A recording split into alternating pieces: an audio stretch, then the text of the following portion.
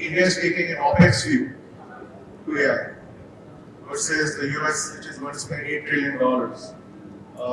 They can afford it, we can't. So we're going to be on a more of a pay-as-you-go model, right? And as Abhishek said, that we are going to figure out our unit economics. On the defensibility, look, my sense is if you keep investing in fintech infrastructure, so let's look at TransBnk as an example. So TBX is the connective tissue between 62 banks and hundreds of businesses, including financial services businesses and corporates very soon. So the more agentic transactions get, the more these pipes will be used, right? Will the banks open up to any random agent who shows up? Absolutely not, right? So there has to be some authorization. So my sense is, if you own the pipes today, you will see a parabolic increase in transactions, right? That's broadly one way. And as you mentioned, from the regulated side. Now there is a lot of buzz in the valley. You can even see the stock market move on that basis.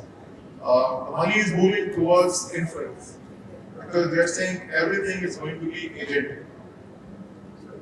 I'm closing a round in a company which promises to run a housing finance company with 4 people. Why 4? Because RBI needs 4 people. Otherwise, it can be run by fully agentic, from buying the lead at Google to disbursing the money. Do you think the future of finance is fully agentic or semi-agentic? What are your thoughts? How radical is this? Is it going to be like a Waymo?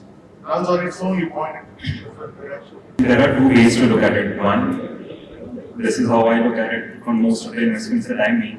The first, is there a revenue and a profit pool available? Fortunately for fintech infra, you can answer it very clearly. Like, HDFC spent 4,500 crore every year on technology products, and so does so many other banks. So revenue pool, profit pool, etc. is already available on day 0. The subsequent question is, are current infrastructures really relevant for the next decade of the users which are coming onto the platform? And the answer is, absolutely no. Because in my honest view, most of the solutions which were adopted in 1990s or 2000s, even as core banking systems and on top of that applications were built for batch processes, wherein your end, even for the most personalized use cases, as they see, personalized offer that they are giving to me is almost in millions.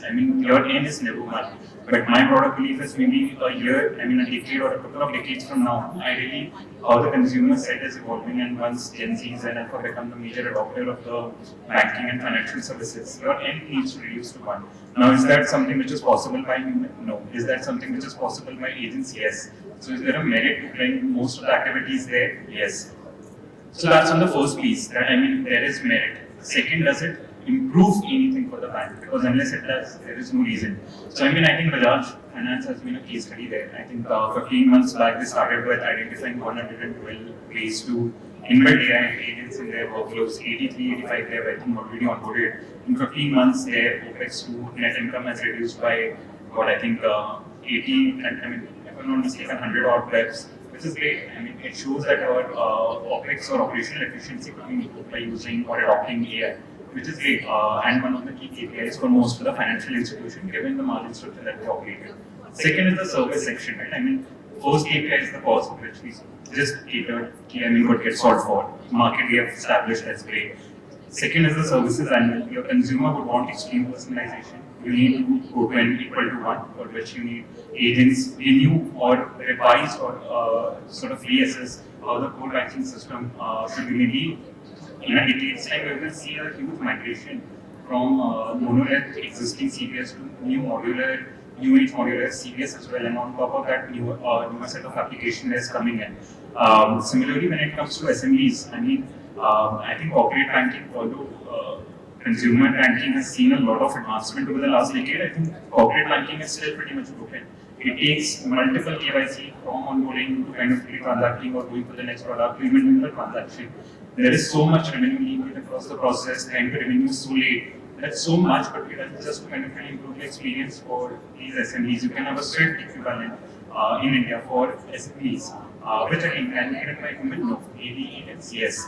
And the third piece is compliance, right? I mean, once you add digital, AI, and so many jargons, what it causes is that you have to, as a regulated entity, you need to be, regulatorily compliant, as well as ensure that cyber security, fraud, etc., those pieces are in check.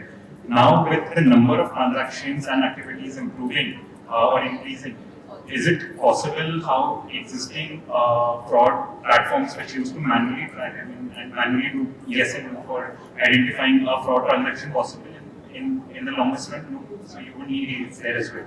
So I mean, if someone think of it very first principle way, does AI has a large market? Yes. Just when it comes to fintech infra, does it solve for OpEx and improves cost structure for the banks and financial institutions? Yes. Will it make your users happy, which is banks' users happy so that they engage more? Yes. Will it make you much more compliant and resilient as an institution? Yes. So I mean, in my honest opinion, there is no reason why it should not work.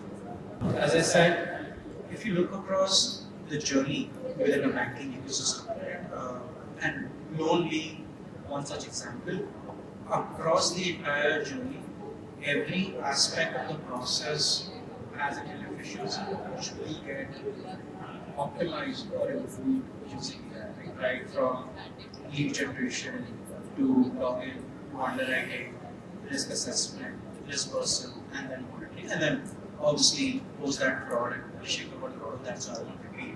So I think at each step there will be incremental improvement which will result in a watertight improvement plus customer experience. So I think it's inevitable that banks and every financial institution start adopting AI and implementing these solutions. Right?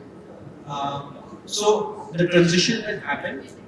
Standing today, it's difficult to say that it will become 100% autonomous, right? Because financial services is also an industry where things go wrong when there are unknowns, right?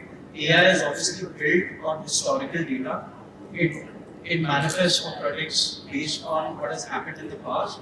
But as a financial institution, we are also looking for safeguards in terms of thinking about what could go wrong about the unknowns, what external factors that you're not envisaging, which are not present in data sets, right?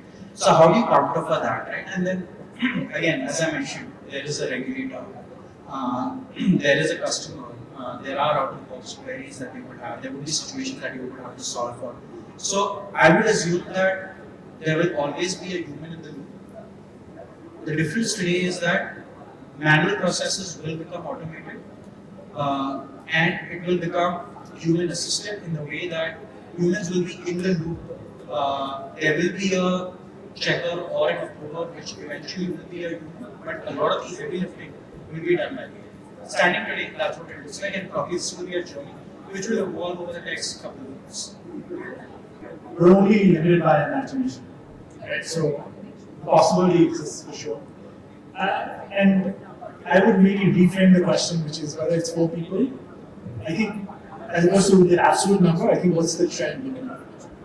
You could be doing a 4,000 crore AUM with 40 people, as opposed to 400 people.